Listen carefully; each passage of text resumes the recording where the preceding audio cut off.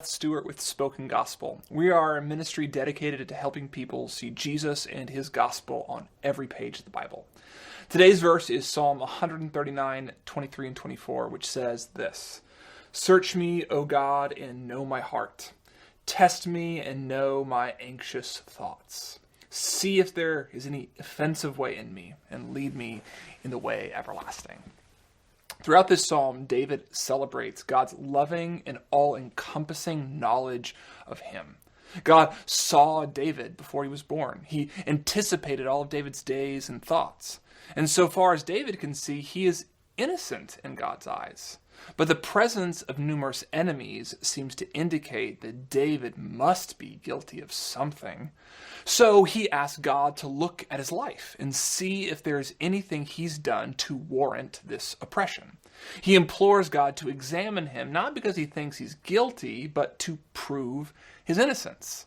He asks God to give him a life that reflects his innocent heart. David's situation may not sound familiar to you. You probably don't think you are innocent enough to deserve everlasting life. But in Jesus, you are. Jesus knows you more intimately than you know yourself. He sees who you really are all the way down. And he knows that your heart is not innocent and therefore does not deserve everlasting life. But despite an all-encompassing knowledge of your guilt, Jesus gives you his innocence through his death on the cross. He is the one more fully than David whose life situation did not reflect his innocence.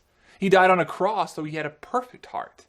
Yet, because he did this, you and I are given the life of the innocent and are given a heart so clean that God's all-knowing eyes can search and see his Son's perfection in us. So today, know that the presence of enemies and hardships does not mean you are guilty if you are in Jesus. Let him search you. Let him know you, because in Christ you are innocent.